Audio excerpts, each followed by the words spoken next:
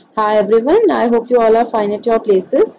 Students, आज मैं जो है आपके साथ वीक 2 जो आपका सॉल्यूशन है डेटा साइंस फॉर इंजीनियर्स उसको मैं एक्सप्लेन करने वाली हूँ।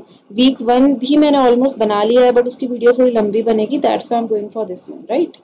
तो वीक 2 जो है बच्चे आपका कुछ इस ढंग से है, पूरा का पूरा यूनिट जो है वो डील कर रहा है विद लीनियर अलजेब्रा, ठीक है, जो आपका डेटा साइंस में यूज होता है। तो जितने भी इसमें क्वेश्चंस है या जो भी मोस्ट इंपॉर्टेंट टॉपिक्स है जो आपको आने चाहिए ताकि आप वहाँ पे एग्जाम में अपना पेपर कर सको, तो मैं वो आपके साथ डिस्कस करने वाली हूँ, ठीक है। तो सबसे पहला जो आपका क्वेश्चन डील करता है ना बच्चे, वो इससे डील करता है कि जो वेक्टर्स है वो लीनियरली इंडिपेंडेंट है या डिपेंडेंट है।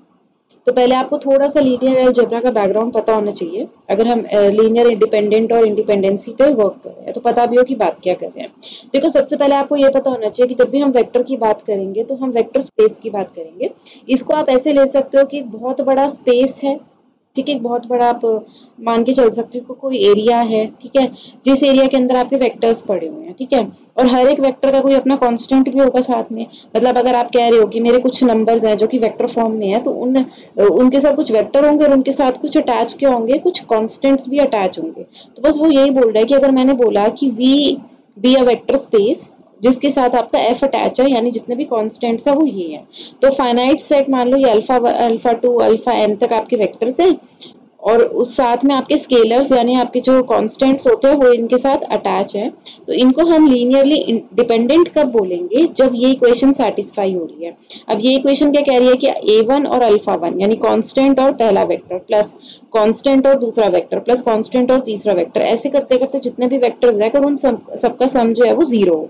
लेकिन कंडीशन एक चीज और बोलती है, जितने भी कांस्टेंट्स है उसमें से कुछ कांस्टेंट्स यानी कुछ a1 a2 a3 but not all, कुछ कांस्टेंट आपके 0 होने चाहिए बट सारे कांस्टेंट आपके 0 नहीं होने चाहिए। सारे 0 हो गए फिर तो ऑब्वियस है कि सबका मल्टीप्लिकेशन वेक्टर के साथ हो रहा है, तो 0 + 0 + 0 विल बी 0। बट अगर आप डिपेंडेंसी कर रहे हो तो उसके अंदर कुछ कांस्टेंट्स आपके 0 होंगे, कुछ आपके 0 नहीं होंगे, स्टिल आपकी इक्वेशन जो ऐड करके 0 बनाएगी।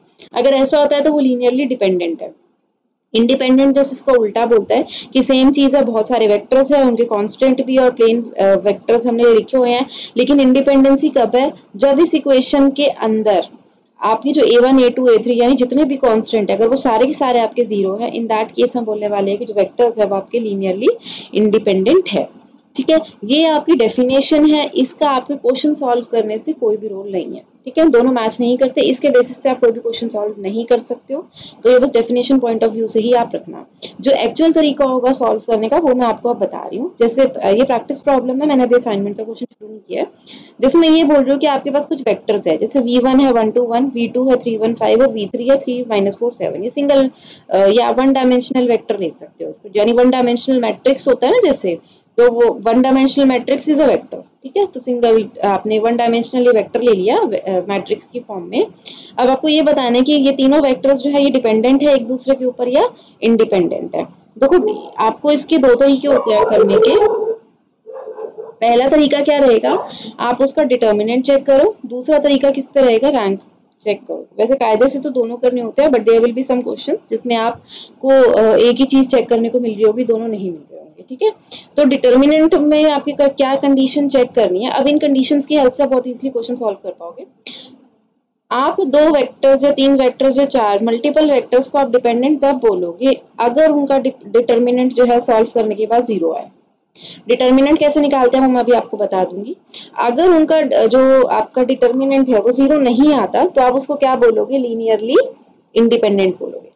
और रैंक के थ्रू अगर आप चेक कर रहे हो, यानी किसी मैट्रिक्स की जैसे हम रैंक निकालते हैं, अगर उसकी जो रैंक है जो नंबर ऑफ अननोन क्वांटिटीज थी उससे कम आ रही है, या आप बोल लो कि जितने आपके वेक्टर्स थे या जितने आपके वेरिएबल्स थे उनसे कम आ रही है, तो वो डिपेंडेंट है। अगर आपकी रैंक उनके बराबर आ रही है तो आप बोलोगे कि वो इंडिपेंडेंट है। तो मतलब क्या क्या केसेस बनते हैं, अगर आप डिटर्मिनेंट के थ्रू चेक कर रहे हो, डिटर्मिनेंट 0 है तो डिपेंडेंट है, ठीक है, नहीं तो इंडिपेंडेंट। अगर रैंक चेक कर रहे हो, अगर रैंक कम आ रही है, ठीक है, तो डिपेंडेंट है, अगर बराबर आ रही है तो इंडिपेंडेंट है।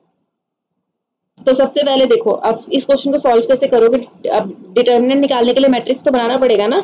अब ये तो 3 वेक्टर है तो इसको कैसे करोगे, तो देखो 1 2 1 ये पहला वेक्टर था, तो ये आपका ये रो फॉर्म में था ना, इसको कॉलम में कर दो। ऐसे ही ये 3 1 5 रो में था, इसको कॉलम में कर दो। और ऐसे ही वेक्टर 3 था 3 -4 7 इसको भी कॉलम में कर दो। अब आप मैं डिटर्मिनेंट वाला सॉल्यूशन वैसे प्रेफर करती हूँ जब तक कोई ऐसा केस ना आए जिसके अंदर डिटर्मिनेंट निकल नहीं सकता, क्योंकि डिटर्मिनेंट के केस होता है कि अगर आपका स्क्वायर मैट्रिक्स है तभी आप डिटर्मिनेंट निकाल सकते हो। अगर मैट्रिक्स किसी और फॉर्म में है 2x3 3x2 मतलब जहाँ रोज और कॉलम सेम नहीं है उस केस में वेक्टर नहीं निकाल सकते, ठीक है। तो स्क्वायर मैट्रिक्स का ही डिटर्मिनेंट निकलता है। तो जैसे ये आपका 3x3 है तो इसका डिटर्मिनेंट निकल सकता है, तो मैं डिटर्मिनेंट मेथड यूज कर रही हूँ। डिटर्मिनेंट के केस में क्या होता है कि आप एक वैल्यू को फिक्स करते हो, जैसे मैंने 1 को फिक्स कर लिया, उसके बाद इसकी रो और इसका कॉलम दोनों को आप छोड़ के जो आपके पास ये छोटा सा एक मैट्रिक्स बन रहा होता है, जैसे ये 1 -4 5 और 7 इनका क्रॉस प्रोडक्ट कर दो, मतलब 1 और 7 को मल्टीप्लाई कर दो और फिर बीच में माइनस साइन लगा दो और फिर 5 और -4 कर दो, ठीक है। और फिर जो भी आए उसको 1 से मल्टीप्लाई कर दो, फिर -3 करना होता है। वैसे आपको ये आता है know how to find determinant, क्योंकि आप ऑलरेडी इंजीनियरिंग मैथमेटिक्स में पढ़ चुके हो, तो मैं इस पे इतना ध्यान नहीं दूंगी। फिर उसके बाद आप माइनस करके ये वाली वैल्यू लिखते हो, तो मैंने -3 लिख दिया। उसके बाद अगेन इस 3 से रिलेटेड जितना भी रो और कॉलम था उसको लीव कर दिया, तो यहाँ 2 1 -4 7 बच गया। तो 2 और 7 को मल्टीप्लाई कर देना है और माइनस -1 और 1 को कर देना है। फिर +3 किया तो इसकी रो और कॉलम को मिस कर दिया, फिर 2 × 5 × 1 -1 1 × 1 सॉरी, ठीक है। ये इसको सॉल्व कर लिया। सॉल्व करने के बाद आपको जो डिटर्मिनेंट आया वो 0 आया। अब क्योंकि आपका डिटर्मिनेंट 0 आ रहा है तो मैंने क्या बोला था, डिटर्मिनेंट अगर 0 आए तो क्या होगा, डिपेंडेंसी होगी। तो इसी वजह से क्वेश्चन क्या बता रहा है आपको, लीनियरली डिपेंडेंट। दूसरा मैंने आपको रैंक मेथड भी बताया था, तो रैंक से भी चेक कर लेते हैं। रैंक मेथड कैसे करते थे, रैंक निकालना भी आपने सीख रखा है अपने इंजीनियरिंग मैथमेटिक्स में ऑलरेडी। तो रैंक के लिए देखो आपको पता है गॉसियन मेथड का आप अप्लाई करते हो, जिसके अंदर आप रोज या कॉलम मर्जी होती है कोई भी उठा सकते हो या मिक्स भी कर सकते हो, जिसके अंदर आप क्या करते रहते हो, किसी ना किसी तरीके से मैनिपुलेशन करते हो कि वो रो इक्विवेलेंट फॉर्म में आ जाए गॉसियन मेथड का अप्लाई करके, ठीक है। तो मैं आपको वो शॉर्ट, वैसे तो मैं आगे आपको रैंक निकालने के लिए पूरा प्रोसेस एक्सप्लेन करने वाली हूँ, फिर भी मैं आपको शॉर्ट में बता देती हूँ। जैसे यहाँ पे आपको एक 1 है, आप सबसे पहले इस वैल्यू को सिलेक्ट करते हो। यहाँ पे तो ये 1 थी, अगर ये 1 नहीं होती तो आप क्या करते, वो कुछ भी ऑपरेशन अप्लाई करते अर्थमेटिक वाले, यानी R2 R3 R1 के ऊपर कुछ भी अप्लाई करते दूसरी रोज के कॉन्टेक्स्ट में कि ये 1 1 बन जाए। जब ये 1 बन जाती उसके बाद आपका दूसरा काम होता है कि आप इसको और इसको 0 कर दो, क्योंकि ये वन ऑफ द कंडीशंस होती है रो इक्विवेलेंट फॉर्म में जाने की, कि जब आपका पहला जो ये 1 बन गया है तो उसके नीचे वाले सारे क्या हो, 0 हो जाए। तो फिर आप और ऑपरेशन लगाते। उसके बाद फिर आप सेकंड रो में आते, फिर आपको नेक्स्ट 1 बनाना होता। अब यहाँ पे ये ऑलरेडी 1 है, अगर आपके पास 1 नहीं होता तो आप क्या करते, ये तो 0 हो गया था, अब आपको इसको 1 बनाना होता, तो कुछ भी ऑपरेशंस लगाते जिससे ये 1 बन जाए, ठीक है। उसके बाद फिर आप नीचे आते, इसको 0 बनाते और यहाँ पर फिर आप क्या करते कि कुछ भी तरीका लगाते जहाँ पे ये 1 बन जाए या 0 बन जाए। मेरा पॉइंट क्या है, अच्छा और दूसरी चीज क्या है कि अगर ये 1 इधर है, ठीक है, तो बाकी 2 0 होंगी, नेक्स्ट 1 यहाँ से ही स्टार्ट होगा या आगे से भी स्टार्ट हो सकते हैं, कंपल्शन नहीं है कि यही 1 बने, ये भी 1 बन सकता है, पर फिर इसके वाला नीचे होना जरूरी है। फिर अगर ये 1 आपने बनाया है, ये आपका 1 नहीं बन पाया, तो उस केस में क्या होगा कि फिर इसके वाला नीचे रहेगा और जो थर्ड रो है फिर इसके बाद ही आपको कहीं 1 लगाना है और ये सब आपके 0 हो जाने चाहिए, ये पिवट एलिमेंट जो आप सिलेक्ट करते हो। तो रो इक्विवेलेंट भी आपको आता है एनीवेज। तो मैंने जैसे यहाँ पे ऑलरेडी 1 था तो मैंने क्या ऑपरेशन लगाया कि अब इसको मेरे को 0 बनाना है, तो ये 0 कैसे बनेगी, मैंने बोल दिया R2 को क्या कर दो, R2 - 2 R1, मतलब पहली रो तो सेम रहे। फिर मैंने बोला कि R2 क्या हो जाए मेरी, यानी सेकंड रो क्या होती जाए, जो सेकंड रो अभी है उसमें से माइनस करते जाओ ट्वाइस ऑफ R1। तो R2 2 है तो 2 2 - 2 ऑफ R1, तो 2 × 1 2, तो 2 - 2 is 0। उसके बाद इधर आ गए 1 - 2 ऑफ 3, तो 3 to the 6, तो 1 - 6 क्या हुआ, -5। फिर -4 - 2 × 3 6 -4 और -6 क्या हुआ, -10। और साथ में मैंने क्या किया, इसको भी 0 बनाना था, क्योंकि मैंने बोला है ना इस जो एलिमेंट 1 बन गया उसके नीचे वाले सारे 0 होते हैं। तो फिर इसको 0 बनाने के लिए मैंने साथ में एक ऑपरेशन कर दिया, R3 tends to R3 - R1, तो 1 - 1 0, 5 - 3 2, 7 - 3 4। ऐसे ही करते करते फिर अब मेरा नेक्स्ट प्लान क्या रहेगा, जैसे ये मैंने 0 बना लिया, ठीक है। फिर मैंने ये सोचा कि क्यों ना मैं क्या करूं, अब मैं इसको भी 1 बना सकती थी पर वो पॉसिबिलिटी बन नहीं रही। तो उस केस में मैंने क्या किया, मैं ये भी कर सकती हूँ कि लास्ट की सारे में किसी जो लास्ट वाली रो है या कोई एक पर्टिकुलर रो है उसको मैं 0 0 0 बना दूं, ताकि वो रैंक जब मुझे निकालनी होती है तो वो अपना जो पॉसिबल वो है वही खो दे, रोल ही खो दे। मैंने क्या किया, R3 मेरा 0 बन सकता था। कैसे बन सकता था, मैंने बोला कि R3 टेंड्स टू, मैंने ना जैसे आपको याद है इक्वेशंस जब आप सॉल्व करते हो तो आप ऊपर वाले नंबर को इससे मल्टीप्लाई कर दो और नीचे वाले नंबर को इससे मल्टीप्लाई कर दो, तो फिर वो 0 बन जाता है। बस वही चीज मैंने कर दी। मेरे को इसको 0 बनाना है ना, तो मैंने इसको 2 से मल्टीप्लाई कर दिया इस पूरी रो को, और इस वाली पूरी रो को मैंने 5 से मल्टीप्लाई कर दिया, और उसके बाद जब मैंने इनको माइनस करा तो मेरे 0 0 रिजल्ट आ गया। जैसे यहाँ 0 रिजल्ट आया, मतलब इसकी वैल्यू तो खत्म हो गई, अब इसकी एग्जिस्टेंस ही नहीं है। मेरे पास कितने कॉलम, मेरे पास कितने वो थे, 3 वेक्टर थे ना, और मेरे पास कितना रह गया, ये 2 रह गई है रोज, तीसरी रो तो खत्म ही हो गई, तो रैंक क्या हो गई, 2 होगी। अब रैंक मेरी कम है नंबर ऑफ वेक्टर्स से, जो मैंने आपको बोली थी, अगर आपकी rank number of unknown quantities vectors से कम हो जाए तो वो डिपेंडेंट होती है, इसीलिए डिपेंडेंट है। इसी वजह से थोड़ा सा ये टफ रहेगा। I prefer determinant method. अब डिटर्मिनेंट मेथड में कैलकुलेशन ज्यादा है और रैंक मेथड में दिमाग ज्यादा है, तो आपकी मर्जी है, बट कंडीशन आपकी है। अगर आपको ये कंडीशन याद है तो बहुत इजीली बता सकते हो कि डिपेंडेंसी है या इंडिपेंडेंसी है, ठीक है। उसके बाद यहाँ पे मैंने दोबारा भी लिखा है, अच्छा ठीक है। Linear dependency applies. अच्छा, अब ये बहुत इंपॉर्टेंट चीज है। लीनियर डिपेंडेंसी अगर आपको चेक करनी है तो आपने ये चीज जरूर देखनी है कि जो आपके वेक्टर्स है ना वो सेम स्पेस के है, मतलब उनकी डायमेंशन सेम हो। जैसे यहाँ पे जो मेरे वेक्टर्स थे ये यहाँ पे मेरे 1 डायमेंशन के वेक्टर थे, ठीक है। मान लो मैं अब ये वेक्टर आपको दे रही हूँ, जैसे -24 7 3 -6, तो ये मेरे 2 डायमेंशन के वेक्टर है दोनों, तो मैं इन पे चेक कर सकती हूँ। मान लो ये और ये वाला केस होता तो यहाँ पे -24 7 8, अब ये 3 डायमेंशन का वेक्टर है, 3 रोज है ना इसमें, और U2 जो है ये 2 डायमेंशन का वेक्टर है, 2 रोज है इसमें, तो ऑब्वियसली आप इनको चेक नहीं कर सकते, क्वेश्चन ही सॉल्व नहीं होगा। समझिए, कांट चेक का मतलब है कि आप ये कुछ कर ही नहीं सकते ना, आप रैंक मेथड यूज कर सकते हैं ना डिटर्मिनेंट मेथड। तो सबसे पहले अगर डिपेंडेंसी का क्वेश्चन आ रहा है तो ये तो देख लेना कि डायमेंशन सेम है या नहीं है, ठीक है। इसके बाद आपका क्वेश्चन 1 आया था ना कि ये वेक्टर्स आपके लीनियरली इंडिपेंडेंट है या नहीं है, वो पूछ रहा है। तो देखो भैया, डायमेंशन तो इनकी सेम है, तो मतलब चेकिंग तो हो सकती है। उसके बाद मैंने क्या किया, सबसे पहला काम इनको एक वेक्टर में बनाना होता है, तो टू अच्छा, मैंने इसको जो चेक कर दिया ना, मैंने -2 4 कर दिया है। यहाँ साइन थोड़ा सा चेंज हो गया, कोई बात नहीं, बट आपको मैं प्रोसेस बता देती हूँ, उससे कोई फर्क पड़ेगा नहीं, ठीक है। अब आप ये देखो कि जो ये क्वेश्चन है ना बेटा, ये फर्क इसलिए भी नहीं पड़ रहा क्योंकि हम रैंक मेथड यूज कर रहे हैं, डिटर्मिनेंट यूज करते तो फर्क पड़ जाता। आंसर में मेरा इसलिए फर्क नहीं आ रहा। बाकी हाँ, आपने जो चीज ध्यान देनी है ना वो ये है कि ये जो मैट्रिक्स है अभी 2x3 का है, यानी ये आपका स्क्वायर मैट्रिक्स तो है नहीं, तो डिटर्मिनेंट मेथड तो निकल ही नहीं सकता, तो मेरे पास ऑप्शन नहीं है but to use rank method, ठीक है। अब रैंक मेथड में आपको रो इक्विवेलेंट फॉर्म यूज करके या तो पूरी रो को 0 0 0 बना दो या 0 1 किसी तरीके से कर लो।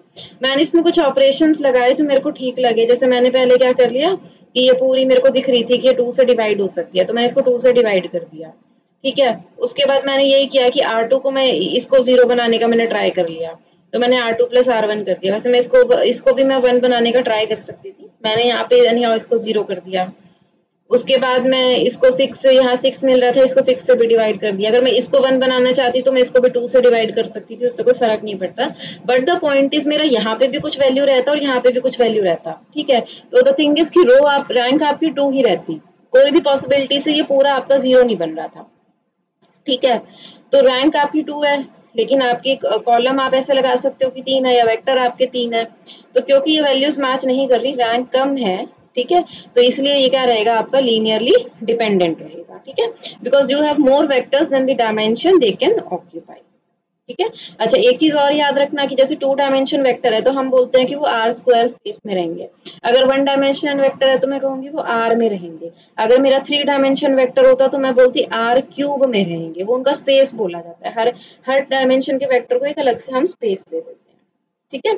फिर नेक्स्ट क्वेश्चन आपका आता है, तो अच्छा वो अब स्पेस पे ही आ गया। मैं क्वेश्चन यहाँ पूछ रही हूँ कि ये मेरे पास एक सेट है जिसके अंदर मेरे वेक्टर है, क्या ये R² के अंदर है? स्पैन का मतलब है does the set spans R², इसका मतलब है कि क्या ये जो डेटा मैंने दे रखा है ये R² के अंदर आ सकता है, क्या ये उस वाले वेक्टर एरिया में आ सकता है।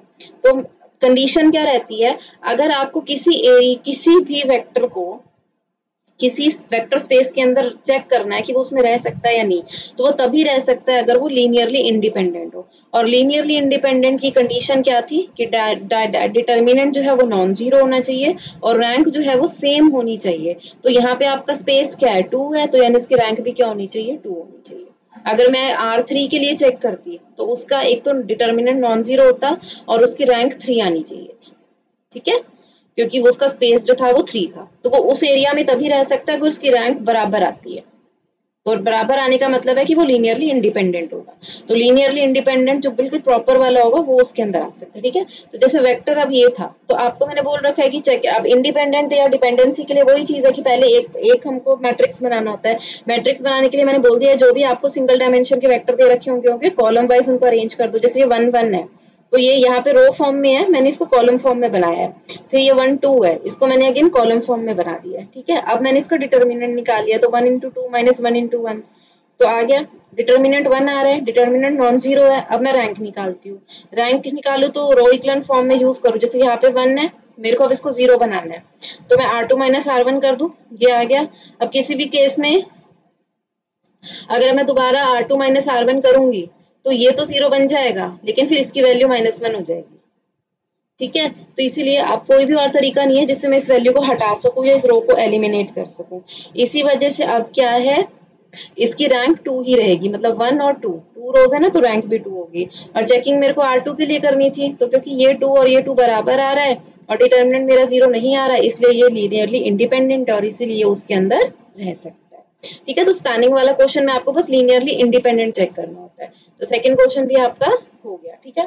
थर्ड क्वेश्चन जो है ना वो बेटा कुछ इस टाइप का है कि एक लीनियर इक्वेशन उसने आपको इस फॉर्म में दे रखी है ax = b। उसके बाद वो आपसे ये पूछता है, बच्चे कि इनमें से कौन सा करेक्ट है। देखो ये क्वेश्चन बहुत सिंपल था। आपको पता है एक लीनियर इक्वेशन है ax = b की फॉर्म में है, तो ax और ये आपको उसने इक्वेशन दे रखी है। अब आप ये समझो, जब भी आपको ऐसी कुछ इक्वेशंस दी होंगी, एक चीज होती है इनके अंदर कोफिशिएंट। जैसे 2x है तो 2x में 2 उसका कोफिशिएंट है और x जो है वो वेरिएबल है, ठीक है। ऐसी ये -3y में -3 आपका कोफिशिएंट है, साइन लिया जाता है साथ में। +6z में +6 कोफिशिएंट है। जब x है तो इसका मतलब इससे पहले 1 है तो +1, फिर +y है इसका मतलब +1 और -2z में -2 कोफिशिएंट है। तो एक मैट्रिक्स आपका जो A होता है ना वो इन्हीं कोफिशिएंट से बनता है। तो जैसे मैंने एक A मैट्रिक्स बना लिया जिसमें 2 -3 6 1 1 -2, ये देखो 2 -3 6 1 1 -2, ठीक है। दूसरा जो होता है वो आपका x y z होता है, ये वेरिएबल्स होते हैं, जो ये x है और ये सॉल्यूशन होते हैं कि जब मैं इन कांस्टेंट्स को इस एक्स वाई जेड वाले वेरिएबल से मल्टीप्लाई करूं, यानी ये कुछ सॉल्यूशन है, एक्स वाई जेड सॉल्यूशन ही होते हैं ना हमेशा, तो इन सॉल्यूशन से मल्टीप्लाई करूं तो मेरे पास कुछ आंसर आ जाए। तो वो आंसर आपका क्या है, 14 और -3 है, ठीक है, यानी आरएचएस की वैल्यू। तो बी आपका -14 और -3 बन गया। और एक्स, अब एक्स इसने हमको ये बोल दिया कि तुमको ढूंढना नहीं है, उसने ये बोला एमसीक्यू में मैं तुम्हें एक्स बता रहा हूँ, एक्स वाई जेड की वैल्यू मैं तुम्हें बता रहा हूँ सॉल्यूशंस, पर तुम्हें क्या करना है, तुम्हें ये चेक करना है कि इनमें से कौन से सॉल्यूशन इस स्टेटमेंट को ओके करना है। जैसे मैंने बोला कि क्या ये वाली एक्स वाई जेड की वैल्यू इसका सॉल्यूशन है, क्या ये वाली एक्स वाई जेड की वैल्यू इसका सॉल्यूशन है, या इसका। अगर आप एक्स वाई जेड की वैल्यू देखो ना, कॉमन है 1 -4 0 यहाँ भी और सी ऑप्शन में भी, और 0 2 1 इधर भी और 0 2 1 इधर भी है, यानी इसने हमें दो पॉसिबल सॉल्यूशन दे रखे हैं। मुझे कुछ भी नहीं करना, ए मैट्रिक्स मेरे पास है, एक बार मैं पहला ऑप्शन उठाती हूँ 1 -4 0, ठीक है, उन दोनों को मैं मल्टीप्लाई करती हूँ। मैट्रिक्स मल्टीप्लिकेशन आपको आती है, अगर नहीं भी आती तो देख लो, 2 into 1, ठीक है, मतलब ठीक है, प्लस -3 into -4 प्लस 6 into 0, फिर 1 into 1 plus 1 into -4 plus -2 into 0। आपने मैट्रिक्स का मल्टीप्लिकेशन करके एक सॉल्यूशन निकाल लिया। क्या आपका इन दोनों को मल्टीप्लाई करके सॉल्यूशन क्या आ रहा है, पहले केस में अगर मल्टीप्लाई कर रही हूं मैं तो मेरे पास आ रहा है 14 और -3। तो जब मैं a की वैल्यू ये वाली ले रही हूँ और मैं उसको मल्टीप्लाई कर रही हूँ, ऑप्शन देखते हैं, जब मैं a की वैल्यू वो ले रही हूँ और 1 -4 0 से मल्टीप्लाई कर रही हूँ तो मेरे पास b वैल्यू आ रही है ना, दोनों को मल्टीप्लाई करके, जो कि आपकी ये थी 14 और -3, ये वाला सेट आ रहा है। तो इसका मतलब पहला ऑप्शन ठीक है। इसका मतलब जो तीसरा ऑप्शन है वो ऑटोमेटिकली गलत है, क्योंकि मुझे पता है मल्टीप्लाई करके b आ रहा है ना कि 0 आ रहा है, इसीलिए मेरा सी ऑप्शन ऑलरेडी एलिमिनेट हो गया। ऐसे ही मैं जब 0 2 1 को सॉल्यूशन मानती हूँ, यानी जब मैंने a ले लिया जो मेरे पास सेट मैंने बनाया था, ठीक है, और उसके साथ 0 2 1 का मैंने मल्टीप्लिकेशन किया तो मेरे पास 0 आया। तो बस आप अपना ऑप्शन चेक करो, कि जब मैंने 0 2 1 लिया तो उसने दोनों को मल्टीप्लाई करके मेरे पास 0 आता है। इसका मतलब यहाँ पे जो ये बोल रहा है कि जब a को 0 2 1 से मल्टीप्लाई किया तो b तो नहीं आ रहा, 14 - 3 तो नहीं आ रहा, तो मतलब ये ऑप्शन गलत हो जाता है। तो बेसिकली ये क्वेश्चन इजी क्यों था, क्योंकि a आपके पास था, b आपके पास था, x का उसने आपको आंसर दे रखा था, आप बस a और x को मल्टीप्लाई करके ये देख रहे थे कि b आ रहा है या 0 आ रहा है। जो आंसर आपका आ रहा था वो वाला ऑप्शन आप ओके करते जा रहे थे। तो आपने बेसिकली सॉल्यूशन निकालना नहीं था, उसने सब कुछ आपको दे रखा था। तो 13th क्वेश्चन इसलिए इजी था बिकॉज आपको सिर्फ मल्टीप्लाई करना आना चाहिए। जिनको मैट्रिक्स मल्टीप्लिकेशन नहीं आता है, फर्दर वीडियो में मैंने इसके ऊपर डिटेल लिखी हुई है, इसलिए मैं अभी आपको ज्यादा डिटेल में नहीं समझा रही हूँ, ठीक है। तो ये सारा आपका सिर्फ सॉल्यूशन ही था जो मैंने मैनुअली किया है। नेक्स्ट आपका आता है, नेक्स्ट क्वेश्चन आपका ये है कि आपके पास एक सिस्टम ऑफ लीनियर इक्वेशन दे रखे हैं, तो 3 वेरिएबल है और 3 ही इक्वेशन है। पहला वो ये बोल रहा है कि वो कंडीशंस बताओ जिसमें नो सॉल्यूशन दिखाएगा, फिर वो बोल रहा है जब यूनिक सॉल्यूशन दिखाएगा, फिर जो बोल रहा है जब इनफाइनाइट मैनी सॉल्यूशन दिखाएगा। तो ए बी के ऊपर आपको वो पॉसिबल केसेस बनाने हैं जिसमें आपका सिस्टम ऑफ इक्वेशंस ये दिखाएंगे। तो कंडीशंस मैं आपको बता देती हूँ, एक बार मैं पहले आपको थ्योरी फॉर्म में बता रही हूँ। ये एक बार आप पढ़ लोगे तो आपको थोड़ा रट्टा लग जाएगा, उसके बाद फिर फर्दर हम इसको प्रैक्टिकली करने वाले हैं कि ये स्टेटमेंट्स यूज कैसे होती हैं। देखो आपके पास इक्वेशन गिवन है और मैं आपसे सॉल्यूशन का टाइप पूछ रही हूँ। क्वेश्चन यही है, ठीक है, कि यूनिक है, इनफाइनाइट है या नो सॉल्यूशन है। तो यूनिक सॉल्यूशन अब तब बोलते हैं जब आपका मैट्रिक्स स्क्वायर हो और जब उसकी रैंक पूरी हो, फुल हो। जब भी फुल रैंक होगी तो हम बोलेंगे कि यूनिक सॉल्यूशन आएगा।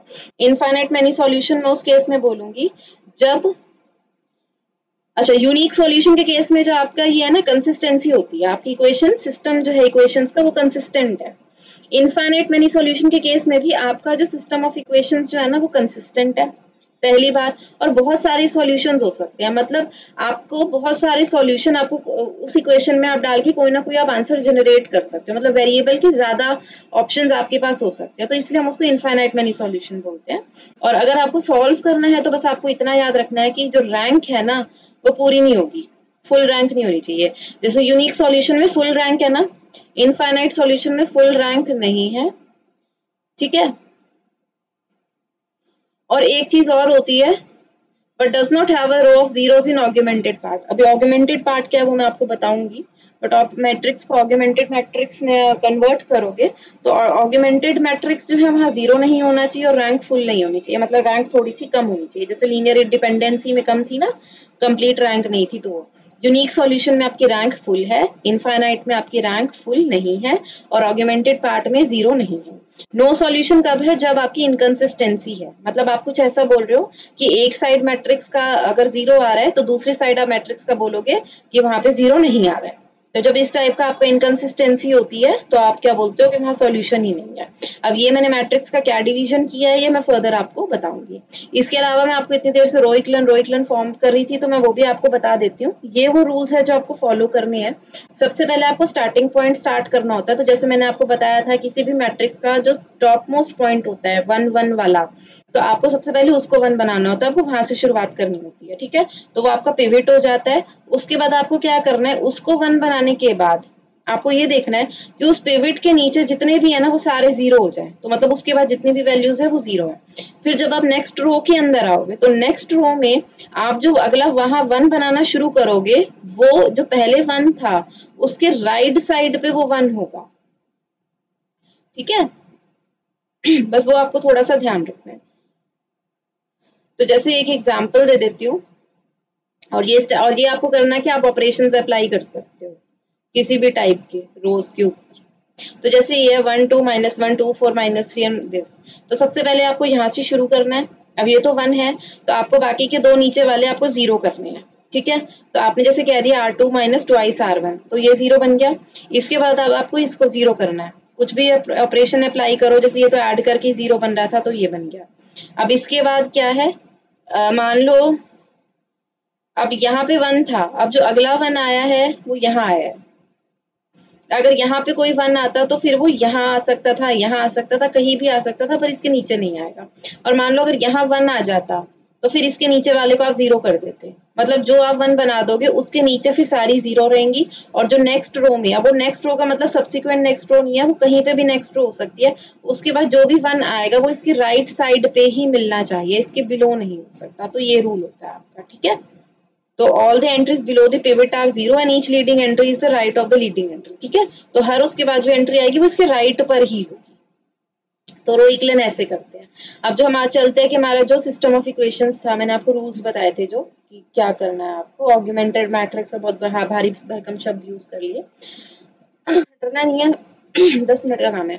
ये इक्वेशन दे रखी है, आपको मैट्रिक्स बनाना आता है 1 1 1, तो 1 1 1, इधर से 1 2 -1, तो 1 2 -1, इधर से 2 a और b, जरूरी थोड़ी ना इसने हमें कोएफिशिएंट दे दिया b और b, क्योंकि हमें पता है y z हमारा वेरिएबल है।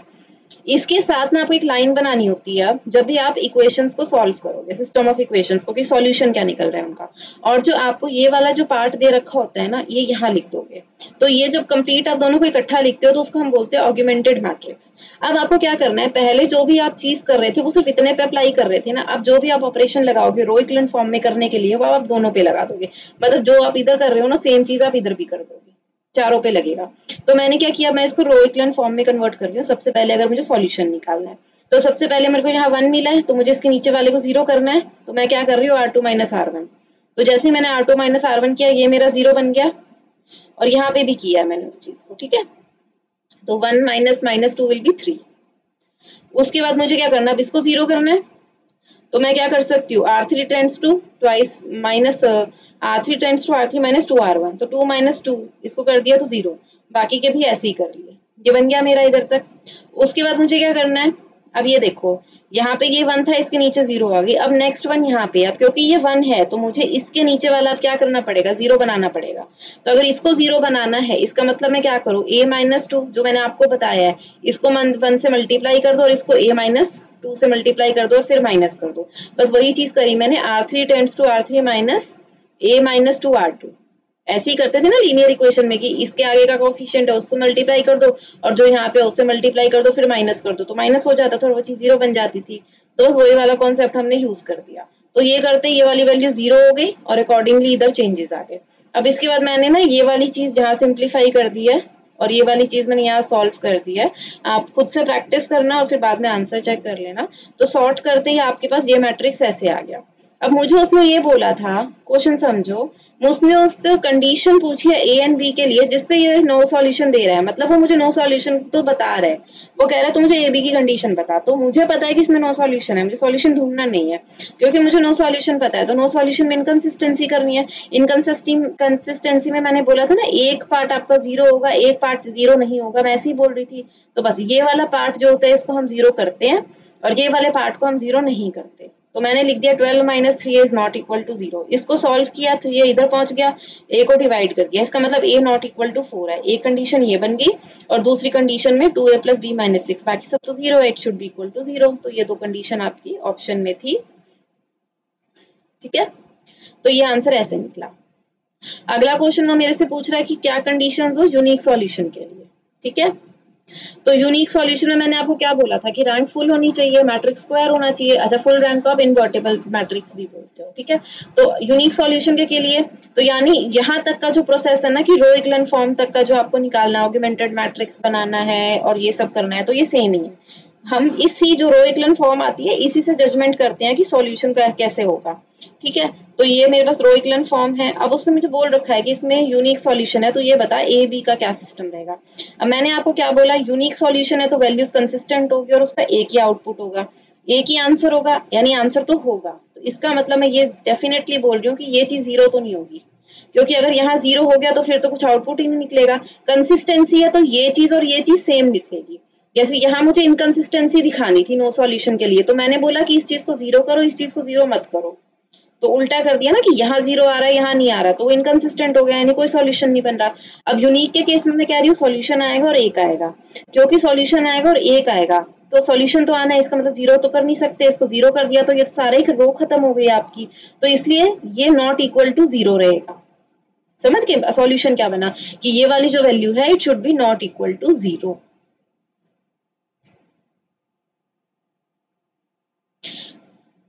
ठीक है, तो यहाँ पे भी मैंने ये लिखा, system will have a unique solution if and only if last row does not lead to contradiction, यानी ये वैल्यू अलग नहीं होगी, and does not reduce to 0 unless जो ऑगमेंटेड वैल्यू है वो भी 0 नहीं है। अगर ये 0 हो रही है फिर ये भी 0 होगी, बट क्योंकि मेरे पास सॉल्यूशन है तो ये 0 नहीं हो सकता। तो इसका मतलब ये वाली वैल्यू मेरी 0 नहीं होगी, तो ये आपका यूनिक सॉल्यूशन बना। अगर मैं इनफाइनाइट मैनी सॉल्यूशन के लिए करूँ अब सेम चीज, अब वो ये पूछ रहा है कि भैया सेम चीज मुझे बताओ इनफाइनाइट वालों के लिए। तो इनफाइनाइट के लिए मैंने क्या बोला था भैया, इनफाइनाइट में कंसिस्टेंसी तो होती है, ठीक है, लेकिन उसका यूनिक सॉल्यूशन नहीं होगा, उसके मेनी सॉल्यूशंस होते हैं। तो यूनिक सॉल्यूशन में क्या हो रहा था, एक वैल्यू चाहिए थी तो हमने उसे नॉट इक्वल टू 0 कर दिया था। अब एक तो कंसिस्टेंसी है, कंसिस्टेंसी का मतलब क्या है कि ये वाली और ये वाली वैल्यू तो सेम रहेगी, मतलब अगर ये भी नॉन जीरो है तो ये भी नॉन जीरो है, अगर ये जीरो है तो ये भी जीरो है, पहली चीज तो ये। लेकिन इसका कोई यूनिक सॉल्यूशन नहीं होगा। तो यूनिक सॉल्यूशन कब होता है, जब it should not be equal to 0, ठीक है। लेकिन व्हेन द लास्ट पार्ट, तो it should not have a unique solution. तो ये कब होता है, when the last part of coefficient जो होता है does not lead to pivot position, तो यानी it must be 0 making the rank less than the number of variables. अब मैंने आपको यूनिक सॉल्यूशन में केस बताया था ना कि इसकी रैंक कम होनी चाहिए। तो रैंक कम कब होगी आपकी, जब ये आपका दोनों ही किसके बराबर हो जाए, 0 के बराबर हो जाए, क्योंकि यूनिक सॉल्यूशन को फुल रैंक चाहिए, इसको फुल रैंक नहीं चाहिए, इसको तो रैंक कम चाहिए, लेकिन कंसिस्टेंसी चाहिए उसकी तरीके से, मतलब ये भी सेम होगा ये भी सेम होगा। बट यूनिक बोल रहा है 0 नहीं होगा, नहीं तो रैंक कम हो जाएगी, और ये कह रहा है मुझे तो रैंक कम करनी जरूरी है, तो रैंक कम करनी जरूरी है, मतलब इन दोनों को आप किसके बराबर कर दो, 0 के बराबर कर दो। तो बस मैंने यही करा कि इसको भी बराबर कर दिया 0 के और उसको भी। तो जब उसको बराबर किया 0 के, क्योंकि इसमें तो ज्यादा वेरिएबल थे, जब इसको 0 के बराबर किया तो एक ही वैल्यू आ गई, है ना, एक ही वैल्यू आ गई। तो जो एक ही वैल्यू आई वो इस दूसरी इक्वेशन में, जो 2a + b - 6 = 0 की थी मैंने, वो इसमें डाल दो। तो एक ही वैल्यू डाल दी तो आपके पास b की वैल्यू भी आ गई, ठीक है। तो इससे आपका a का वैल्यू 4 और b का वैल्यू -2 बन गया, ठीक है।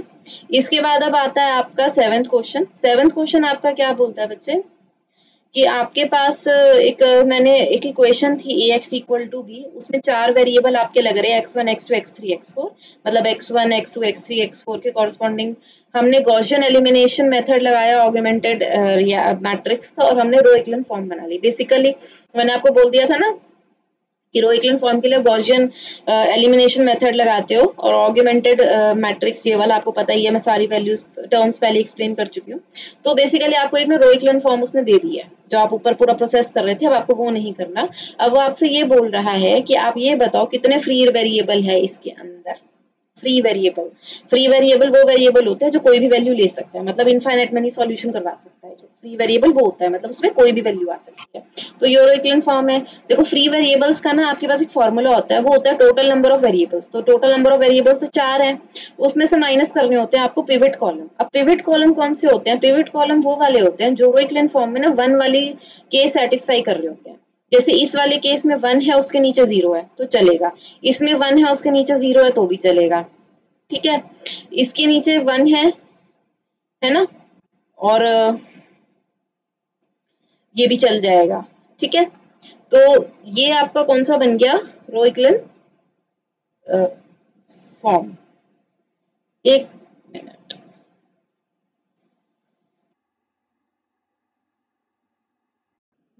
इसको एक मिनट ऐसे देखना होता है, सॉरी दोबारा से समझ लो।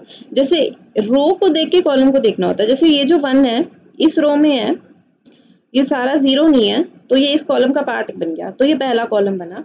इस रो को देखा, इस रो में 1 है, इसमें वैल्यूज हैं, तो ये इस कॉलम का पार्ट बन गया। फिर इसके अंदर गए, यहाँ पे आपको 1 दिख रहा है और इसके नीचे 0 है, तो ये कॉलम बन गया। अब इसके अंदर आए, इधर आपको कहीं 1 नहीं दिख रहा है, ये सारी 0 है, इसलिए आपके 3 ऐसे कॉलम निकले जो क्या है, पिवट कॉलम है। पिवट कॉलम के लिए आपको रोज भी देखनी है और कॉलम्स भी देखनी है। रो आपको ये बताएगी कि उसके अंदर कहीं तो 1 होना चाहिए, और फिर कॉलम में आपको ये चेक करना है कि उसके नीचे सारी जीरोस हो, तो जो उस पॉसिबिलिटी को ओके कर रहा है वो आपका पिवट कॉलम बनता है। तो ऐसे करते करते आपका जो x3 वाला है उसके पास कुछ नहीं है, तो 4 - 3 किया तो 1 आ गया, और वेरिएबल जो फ्री है दैट इज योर x3, ठीक है। इसके बाद जो नेक्स्ट क्वेश्चन आया ना आपका, वो ये पूछता है कि which among the following is correct, कौन से वाला सॉल्यूशन आपका बन रहा है। तो भैया आप ये देखो, फ्री वेरिएबल आपके पास x3 है। अब अगर मैं इसकी इक्वेशंस बनानी शुरू करूं तो ये x1 x2 x3 x4 ऐसे है। तो पहले की इक्वेशन क्या बनेगी, x1 + 3x4 = 2। तो पहली इक्वेशन क्या बनी, x1 + 3x4 = 2, ठीक है। तो अगर मैं इस इक्वेशन में, और फिर दूसरी इक्वेशन क्या बनी, x2 + x3 + 2x4 = 3। फिर थर्ड बनी x4 = 1/3। तो x4 = 1/3 से आपके पास x4 की वैल्यू आ गई। आप अगर फर्स्ट उसमें वैल्यू डाल दो, आपके पास x1 की वैल्यू आ गई, ठीक है। ऐसे फिर जो सेकंड रो थी जिसमें x2 x3 और 2x4 इक्वल टू 3 थी, तो अब अगर आप ध्यान से देखो, आप x4 की वैल्यू डाल दो तो x2 प्लस x3 आपका स्टिल 7/3 आ रहा है। x3 जो है ना यहाँ पे देखो आपका फ्री वेरिएबल है, आपको ऊपर पता है फ्री वेरिएबल क्या करता है, इसकी कोई भी वैल्यू हो सकती है। अगर आप x3 की वैल्यू चेंज करोगे ना तो आप x2 x1 की वैल्यू ऊपर इजीली चेंज कर सकते हो, ठीक है। तो इस रीजन की वजह से क्या है, आपका इनफाइनाइट मैनी सॉल्यूशन होगा। इनफाइनाइट मैनी सॉल्यूशन क्या है, कोई भी एक ऐसा फ्री वेरिएबल जो अपनी वैल्यू चेंज करके बाकी सारे वेरिएबल्स की वैल्यू अगर वो चेंज कर पा रहा है ना, तो ऐसा जो वेरिएबल होता है वो उस केस में आपका जो आंसर आता है वो क्या आता है, इनफाइनाइट मैनी सॉल्यूशन का, ठीक है। इसके बाद जो 9th क्वेश्चन है बेटा वो आपका है नॉन इन्वर्टेबल। आपको ये बताना है कि कौन सी ए के लिए आपका मैट्रिक्स जो है वो इन्वर्टेबल नहीं है। तो नॉट इन्वर्टेबल की कंडीशन के लिए ना आपकी कुछ कंडीशंस होती हैं। पहली बार डिटर्मिनेंट जीरो होना चाहिए। नॉट इन्वर्टेबल मैट्रिक्स का सिंगुलर मैट्रिक्स भी बोलते हो। अगर किसी डिटर्मिनेंट की वैल्यू जीरो आ रही है तो वो नॉट इन्वर्टेबल है। रैंक अगर लेस है फुल से तो इन्वर्टेबल है, नॉट इन्वर्टेबल है। मैट्रिक्स में एक आइगन वैल्यू ऐसी होनी चाहिए जो जीरो, कम से कम एक, ज्यादा सारी भी हो सकती है बट मिनिमम एक। और अगर स्क्वायर मैट्रिक्स है जिसमें कम से कम कोई एक रो या एक कॉलम जीरो है तो अगेन वो है आपका क्या हो जाएगा, नॉट इन्वर्टेबल या सिंगुलर मैट्रिक्स। तो इस केस में आपको क्या करना है, सिंपल डिटर्मिनेंट निकालना है। डिटर्मिनेंट से आपकी यही क्वेश्चन आ गई। आप कहो डिटर्मिनेंट की वैल्यू जीरो, क्योंकि आपको उसने बता रखा है कि ये नॉट इन्वर्टेबल है, आपको तो एक ही वैल्यू बतानी है जिसपे ये नॉट इन्वर्टेबल है, ठीक है। तो यानी मैट्रिक्स का डिटर्मिनेंट की वैल्यू तो जीरो आ ही रही है। ये इक्वेशन बन गई, इस इक्वेशन को जीरो के बराबर रख दो। यहाँ पे मैंने इसको सिंपल 3a को a + 2a कर दिया। फैक्टराइजेशन मेथड जो होता है मैंने वो यूज किया है जिससे आपका आंसर आ जाए। आपके पास एक और फॉर्मूला होता है ना, -b + -√d/2 है, जहाँ पे d b² - 4ac होता है। क्वाड्रेटिक इक्वेशन को सॉल्व करने का फॉर्मूला वो भी यूज कर सकते थे, आपका आंसर आ जाता। आगे फर्दर की क्वेश्चन में मैंने वही वाला यूज कर रखा है, ठीक है। तो एक ही वैल्यू, ये दो वैल्यूज आ गई मेरे पास। उसके बाद आपका 10th क्वेश्चन आता है। 10th क्वेश्चन ये बोलता है कि इनमें से कौन सी स्टेटमेंट जो है वो डिटर्मिनेंटली ट्रू है या फॉल्स है। तो सबसे पहले वो ये बोल रहा है कि डिटर्मिनेंट जो है डायगोनल मैट्रिक्स का वो प्रोडक्ट होता है। डायगोनल मैट्रिक्स वो होते हैं जिसके अंदर ना सिर्फ डायगोनल वैल्यूज ही गिवन होती है, बाकी सारी जीरो होती हैं। तो हाँ, अगर उनका डिटर्मिनेंट आपको निकालना तो जितने भी डायगोनल एलिमेंट्स हैं उनको मल्टीप्लाई कर दो, तो इसलिए ये लाइन ट्रू है। उसके बाद वो ये बोल रहा है if one row of a matrix is scalar multiple of another, तो डिटर्मिनेंट 1 होता है। देखो मैं आपको बता देती हूँ ये कहना क्या चाह रहा है। कोई एक रो अगर दूसरी, या column, it can be both ways, दूसरी रो का क्या है, मल्टीपल है। जैसे यहाँ 1 का 2, 2 का 4। मैंने एक्चुअली क्वेश्चन सॉल्व किया कॉलम में कर दिया, मैंने क्वेश्चन पे ध्यान नहीं दिया था। एनी हाउ ये क्वेश्चन रो पे भी काम कर रहा है और कॉलम पे भी। कॉलम में भी 2 से मल्टीप्लाई कर दो तो यहाँ 4 आ रहा है, 1 को 2 से मल्टीप्लाई कर दो तो 2 आ रहा है। जब ऐसा केस होता है, अगर आप उसको डिटर्मिनेंट निकालोगे ना वो 0 आएगा। तो वो यहाँ पे ये बोल रहा है कि अगर ऐसा कुछ केस है तो वो 1 है तो वो फॉल्स है। और सी में वो ये बोल रहा था कि क्या 0 है, तो इसलिए सी आपका ट्रू था। और फोर्थ में आपको ये बोल रहा है कि determinant of permutation matrix can only be 1। तो देखो परम्यूटेशन मैट्रिक्स कौन सा होता है, देखो आइडेंटिटी मैट्रिक्स वो होता है जिसके अंदर ना 1 0 0 0 1 0 0 0 1 डायगोनल एलिमेंट 1 है। तो परम्यूटेशन मैट्रिक्स क्या है कि अगर आप इस आइडेंटिटी मैट्रिक्स की रोज कॉलम चेंज करते जाओ, चाहे एक बार करो, चाहे 2 बार करो, चाहे 3 4 कितने भी स्वैप करते जाओ, अगर आप स्वैपिंग कर रहे हो तो जो भी जो यानी आप परम्यूटेशन कर रहे हो। परम्यूटेशन मैट्रिक्स क्या है, बेसिकली आप उस जो आइडेंटिटी मैट्रिक्स है उसमें कुछ भी चेंज कर रहे हो, स्वैपिंग कर रहे हो, तो वो आपको परम्यूटेशन मैट्रिक्स बनना शुरू हो जाता है। तो अगर मैं वो ये बोल रहा है कि जो डिटर्मिनेंट होगा इस परम्यूटेशन मैट्रिक्स का वो 1 ही हो सकता है। तो आंसर फॉल्स है क्योंकि इसके दो पॉसिबल ऑप्शंस होते हैं हमारे पास, 1 या -1। तो मैं बता देती हूँ, अगर सिंपल आइडेंटिटी मैट्रिक्स का निकालोगे वो तो डायगोनल एलिमेंट ही है तो वो तो 1 देगा। अगर मैंने इसके सिर्फ एक स्वैप किया, मान लो मैंने R1 और R2 को स्वैप कर दिया और फिर मैं इसका डिटर्मिनेंट निकालूं तो -1 आ गया, तो मेरे पास दो पॉसिबल ऑप्शन है। मान लो मैंने मल्टीपल स्वैप कर दिए कि पहले जो आइडेंटिटी मैट्रिक्स है उसमें R1 R2 को स्वैप किया और फिर जो आया उससे मैंने R2 और R3 को स्वैप कर दिया।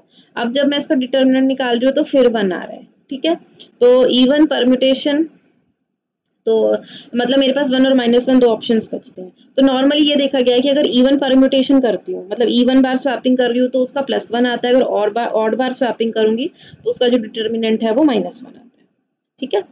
इसके बाद जो नेक्स्ट क्वेश्चन था आपका था आइगन वैल्यूज निकालना। What are the eigen values of this matrix. तो आइगन वैल्यू निकालने के लिए आपको एक कैरेक्टरिस्टिक इक्वेशन बनानी होती है जिसका फॉर्मूला क्या होता है, a - λI, जहाँ पे आपका a गिवन मैट्रिक्स है, लैम्डा आपके कुछ भी वैल्यूज आगे जो फर्दर आइगन वैल्यूज निकालते हो वो लैम्डा की वैल्यूज होती हैं और आई आपका आइडेंटिटी मैट्रिक्स होता है। शॉर्ट में बताऊं, कुछ भी नहीं करना, इतना कॉम्प्लेक्स इसको मल्टीप्लाई करने की जरूरत नहीं है। आपके पास कोई भी मैट्रिक्स गिवन है, उसका जो डायगोनल एलिमेंट है ना, इस कैरेक्टरिस्टिक इक्वेशन को बनाने के किसके बराबर होता है, जो डायगोनल एलिमेंट है उसमें से माइनस लैम्डा करते जाओ, बस जो भी वैल्यू दे रखी है माइनस लैम्डा।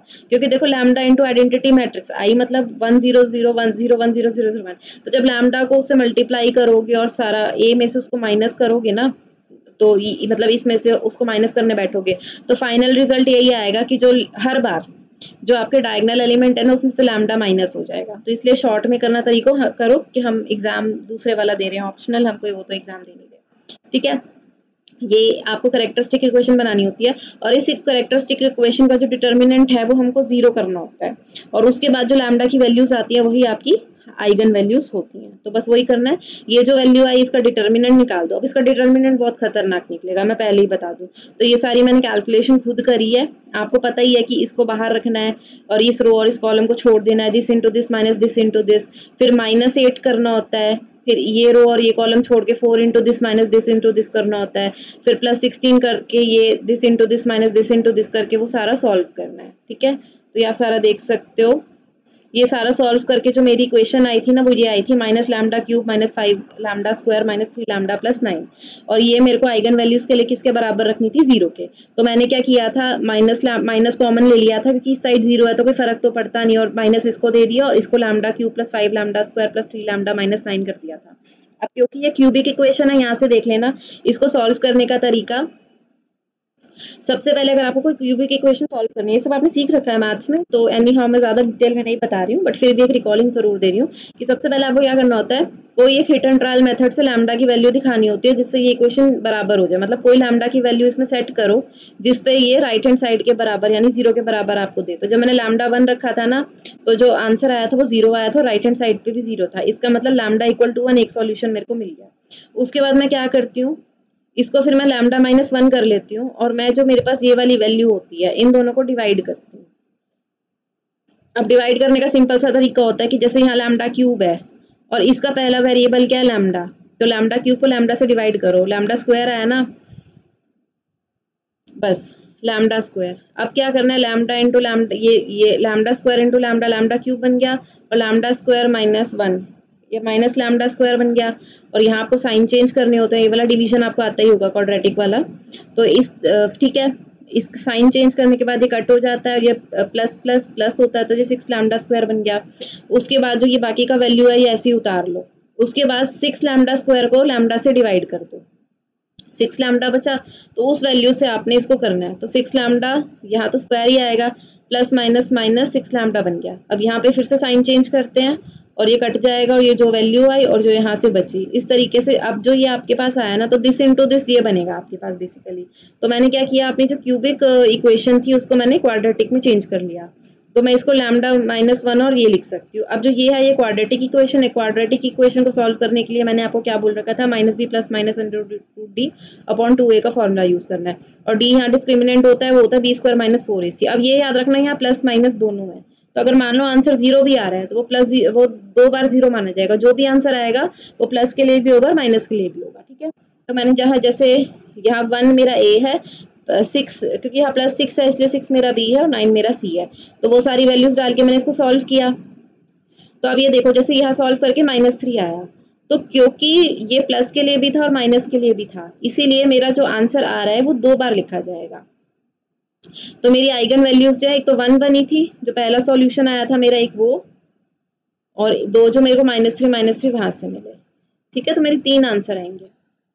उसके बाद आता है आपको नलिटी निकालना है नेक्स्ट क्वेश्चन में। देखो नलिटी निकालने का बहुत बढ़िया सा फॉर्मूला है, अगेन नलिटी क्या आता है, number of columns minus rank.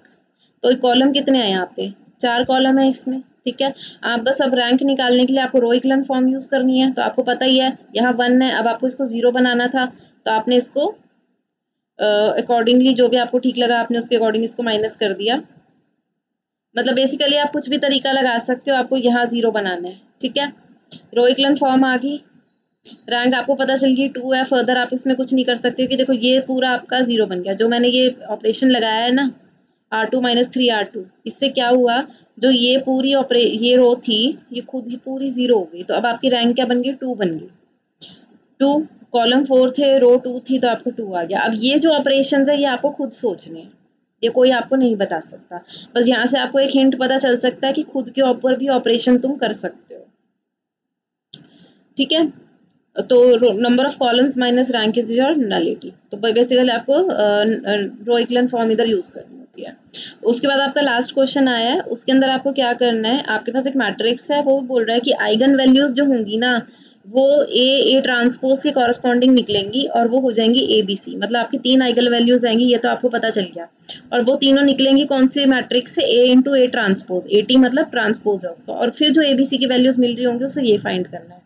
तो भैया देखो, आइगन वैल्यू निकालने की कैरेक्टरिस्टिक इक्वेशन लगेगी और उससे कैरेक्टरिस्टिक इक्वेशन कौन से मैट्रिक्स की निकलेगी, ए ट्रांसपोज। अब ये देखो मैट्रिक्स आपका क्या है, -1 2 2, राइट।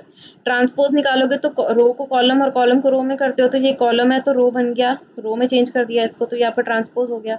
अब दोनों को मल्टीप्लाई करना है, मल्टीप्लाई के लिए मैंने कहा था ना मैं आपको कंडीशन बताऊंगी, तो मैं यहाँ बता रही हूँ। देखो मल्टीप्लाई कर तभी कर सकते हो मैट्रिसेस की, पहले उनकी डायमेंशन लिख लेना। जैसे यहाँ 3 रो और 1 कॉलम है तो 3 क्रॉस 1 है, और यहाँ पे 1 रो और 3 कॉलम है तो 1 क्रॉस 3। जो अंदर वाला जो आपका होता है ना, मतलब फर्स्ट मैट्रिक्स का कॉलम और सेकंड मैट्रिक्स की रो अगर सेम डायमेंशन की है तो आप मल्टीप्लाई कर सकते हो, नहीं तो आप मैट्रिक्स मल्टीप्लाई ही नहीं कर सकते। पहली तो ये कंडीशन है। और जो नए मैट्रिक्स आता है उसकी डायमेंशन क्या रहती है, जो पहले मैट्रिक्स की रो है और दूसरे मैट्रिक्स का कॉलम है, वो उसकी नई डायमेंशन बनती है। मतलब इसको मल्टीप्लाई करके आप पास 3 क्रॉस 3 का मैट्रिक्स आएगा। तो वो कैसे आएगा, -1 इंटू -1, फिर यह -1 इंटू 2, -1 इंटू 2, फिर 2 इंटू -1, 2 इंटू 2, 2 इंटू 2। तो इससे ये करने से आपको ये पता चल जाता है कि आपको एडवांस में कि कैसे वाला मैट्रिक्स बनने वाला है, तो कई बार वो हेल्पफुल रहता है, इसलिए मैंने ये चीज़ बताई। तो सबसे पहले मैंने transpose A into A transpose करके मैट्रिक्स बना लिया।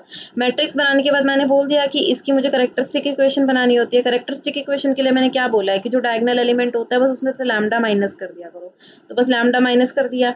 अब इसका मुझे क्या करना है, अच्छा इसमें एक और टर्म आती है डिटर्मिनेंट्स में, अगर जैसे ये मैं इसका निकाल रही हूँ, मान लो डिटर्मिनेंट, तो ये बचेगा ना आपके पास, तो ये जो 4 बचेंगे इनको हम माइनर बोलते हैं, ठीक है। और अगर हम इसको 1 माइनस लैम्डा को इन से माइनस कर दे, माइनर्स से मल्टीप्लाई कर दे, तो वो कोफैक्टर हो जाता है। और अगर तीनों को साथ में कर दे तो फिर वो डिटर्मिनेंट बन जाता है, ठीक है। तो ये कुछ टर्म्स थी। बाकी मुझे अब क्या करना है, मुझे इसका वही डिटर्मिनेंट निकालना है, तो उसी तरीके से मैंने डिटर्मिनेंट निकाला हुआ है, ठीक है। तो डिटर्मिनेंट जब मैंने निकाला तो मेरे पास ये वैल्यू आई। आइगन वैल्यू के लिए मेरे क्या कंडीशन है कि डिटर्मिनेंट मेरा 0 होना चाहिए, तो मैंने इस इक्वेशन को 0 रख दिया। अब मैं यहाँ से लैम्डा स्क्वायर कॉमन ले सकती थी, मैंने ले लिया, तो माइनस लैम्डा प्लस 9 आया। अब यहाँ पे फिर से ध्यान से देखना, मैंने लैम्डा स्क्वायर को 0 रखा है, माइनस लैम्डा 9 प्लस 9 को 0, तो यहाँ से तो मेरी लैम्डा की वैल्यू 9 निकली। लेकिन लैम्डा स्क्वायर इक्वल टू 0 से आप समझो, जब आप रूट हटाते हो, देखो ये ऐसे नहीं होता कि ये स्क्वायर इधर चला गया इसका रूट बन गया।